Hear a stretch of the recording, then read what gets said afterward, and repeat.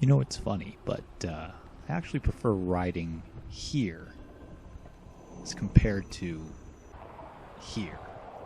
I know it seems a little peculiar that I would prefer escaping the bollards and riding in mixed traffic, but honestly, I actually do prefer it, and it's for a particularly specific reason. When you're riding in traffic like this, you can actually sort of keep up with the flow of traffic. You can remain visible to drivers, and often in the core of the city, as long as you're careful, you can be the fastest thing on the roads, really. Here, you're sort of stuck in place. You have to wait behind slower cyclists. That's not really a problem, but having the traffic segregated means drivers can just speed along, and that increased speed is actually more of a problem. And I actually prefer sort of the slower speed that you get, like right in the core. And then that sort of leads into really the next big problem I have with this type of infrastructure, and that's going to be right turns.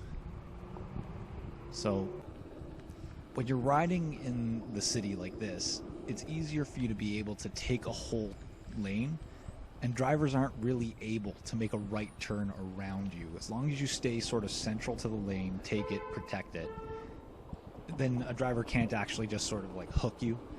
Like it's just dangerous to try and stay on the inside of traffic like that.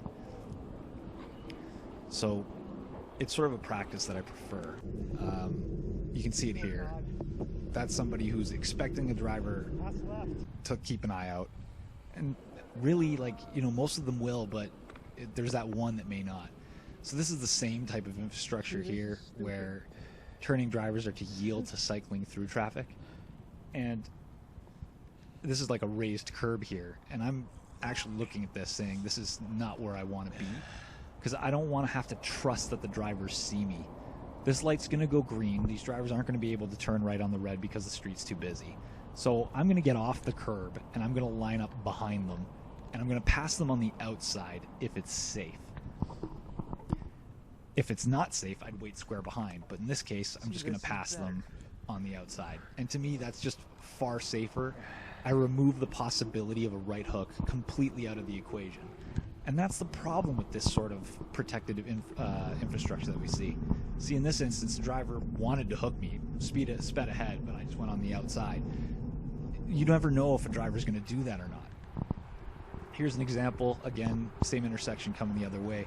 A van driver shows up on the left-hand side here. I don't know if they're going to make that right turn or not. So you have to exercise like this extreme level of caution just to use this infrastructure. Here's a perfect example of a mistake that I made. This is kind of like parking protected infra, but you can't, like, the drivers lose line of sight of you, and you don't know if they're going to turn or not. Fortunately, I was ready for it. I knew that the driver couldn't see me. And it's the same thing with parking protected infra as well.